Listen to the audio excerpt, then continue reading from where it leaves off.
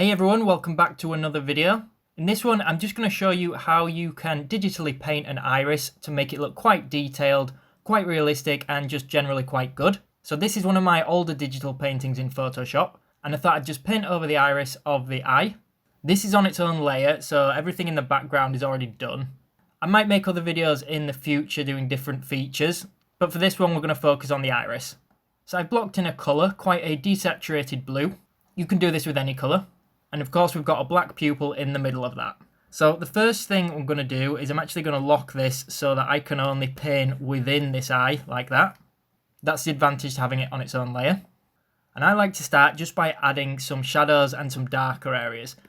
So I'm going to select my local colour and I'm just going to darken this a little bit. We can play around with this, so don't feel like you have to get the colours exact. And the first thing I'm going to do is add a little bit along the top of the eye. This is a soft brush that I'm using, and I have my opacity turned on. This is just because I'm working on digital tablet. I'm going to darken it a little bit more though, actually, for this top bit. So this is drop shadow from the eyelashes and a little bit from the eyelid. That means as it gets closer to the eyelash at the top, it is going to get a little bit darker because of ambient occlusion. That being said, we're not going to go completely black. As well as that, I'm going to go to the outside edges of these eyes, like you can see here. And I'm just adding a little bit of darkness to this.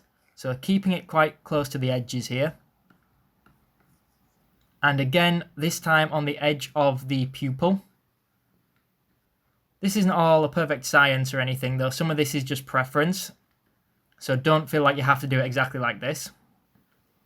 I don't do many sort of real-time paintings like this, so I am a little bit slow for this kind of thing. So already just adding those darker values helps quite a bit.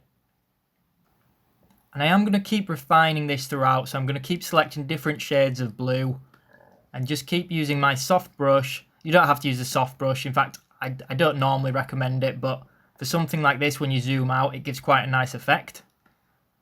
And next I'm going to pick that local colour of the iris again as a starting point, and I'm going to change that and make it a little bit lighter. And that's going to go just below the pupil, almost in like a half moon crescent on the opposite side of the shadow there. So the shadow is mainly along the top, and I'm just very gently applying a little bit of light here along the bottom. Okay, so just keep going with that until you are happy. Again, we can make changes at any point, so don't be too pristine about it. As it comes up to these edges, I am fading it out a little bit more, so this centre bit at the very bottom can be a little bit lighter, I would say. Okay. By the way, when it comes to your colours, I wouldn't go extremely saturated like this, but I wouldn't go too light or too dark either. And before we go much further, let me do a really quick demonstration to show why we're going lighter at the bottom and darker at the top. I'm sure a lot of you already know this, but from a side view, this is your eyeball, roughly. So the iris would come in a little bit like this.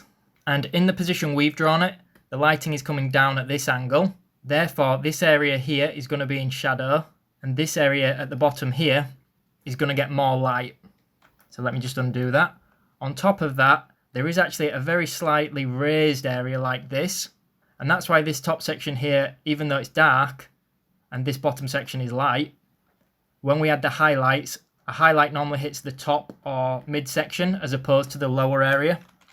So another way of looking at it in terms of shape and how the lighting works is thinking of it as a bowl. Hopefully that made some sense.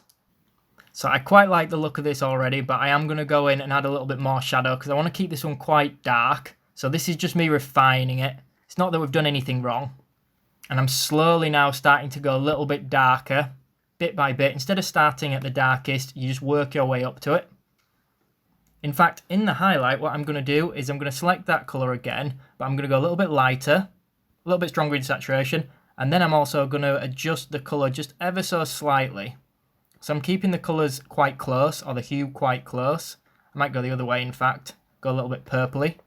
Now, this is only very subtle, but one of the tools we're going to use later might make this come out a little bit more. Okay? So this is the basis of our eye, but what I'm going to do to make this look a little bit more realistic, we're going to pick either the highlight or shadow. So let's start with the shadow, or the darker area is what I'm referring to when I say shadow. And I'm going to start drawing from the outside, coming inwards like this. all around the eye. But obviously I'm going to do it much finer and much more delicate than that. So just like this, but we can make it quite faint. And we can also make our brush smaller as we go along. So I like to make it look like lines are going to join across like that, but maybe with a gap in the middle. So some can be a little bit darker than others. Again, it's best not to overdo it straight away, but you want it to be quite random, and you want these lines to be coming from the pupil to the outside of the iris. As I'm going along, I'm just making my brush a little bit smaller, and I'm going to vary which colours I pick from the eye that we've already put in. So for example, I'm picking a slightly lighter one than the shadow areas, and I'm going to actually use that in the darker areas, just very faintly. Again, less is more with these kind of things. I'm going to pick my brightest colour, which is this bottom purple. And I'm going to go a little bit lighter again, more towards the white. And what I'm going to do is draw in like a wavy, squiggly line like this. I'm pressing a bit hard now just to show you as an example. Keeping it fairly close to the middle area, the sort of lighter area. We're not going too far into the edge, but we do want it to be a little bit random. And I'm going to do the same thing a few times, but picking different colours from within our eye. So using some of the darker ones around the edge a little bit. And I'm also going to keep using those darker colours to create more lines until I'm happy with the amount that are coming in and out of the eye. There's no right amount, and it depends how zoomed in you are for, how much detail you want to put in your eye. Basically, I'm just refining it a little bit at this stage.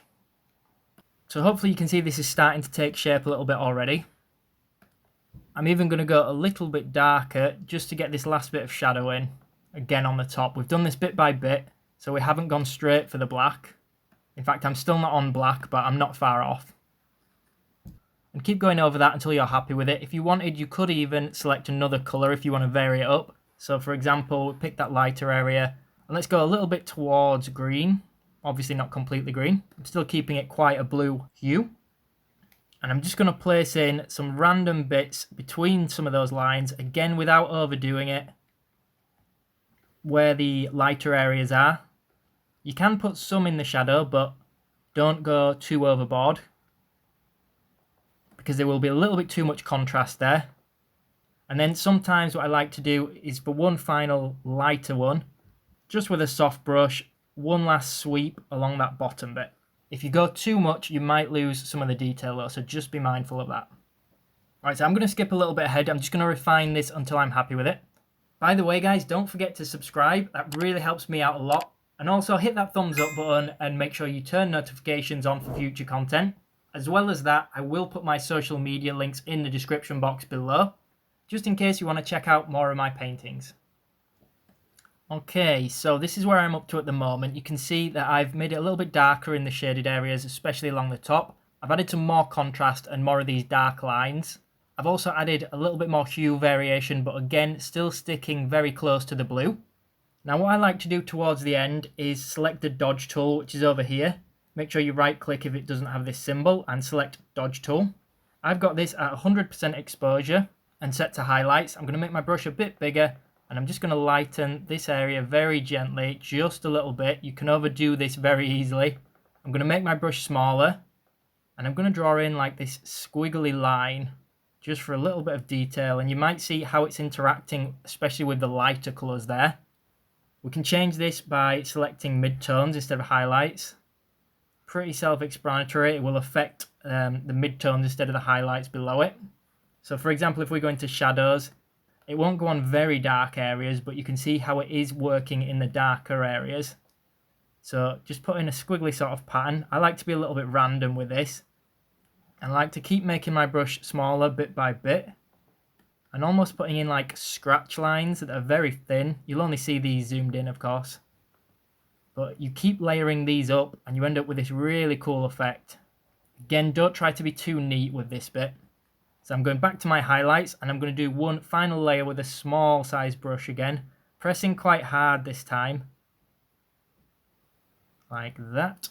And if you want to really go light, and we are over exaggerating this a bit, you can go over those lines just a little bit again with this dodge tool. So I think that's enough variation in the eye, but you can, on a new layer, select a white and just very gently, so you're not going fully white, add that on there like that in the same way. Play around with different brush settings in terms of size and how soft the brush is for different effects. And of course, don't forget to finish your eye off with a highlight. So I put this on a new layer, so if anything goes wrong, it doesn't really matter too much. Again, this is one of those things where less is more. And don't forget, the highlight isn't necessarily caught on the actual iris, but the bulging area of the eyeball, as we showed earlier. As well as that, whilst I've got this on, I might use this white just to add some small highlights along the different areas of skin, just to show where the eye might be a little bit wet. So although I know that's not perfect, I think I'm going to leave it at that. I think that gives you guys enough to play around with. So you can see, even if I zoom out, I haven't done this to match the other eye, by the way, but you can see how it does look very detailed even when zoomed out, and the highlight really adds a lot as well. So I'm going to leave it at that, guys. Let me know in the comments below if you enjoyed this video and what kind of tutorials you want to see moving forward. As well as that, don't forget to hit that like button, and of course make sure you subscribe and turn notifications on for future content. Thanks so much for watching, everyone.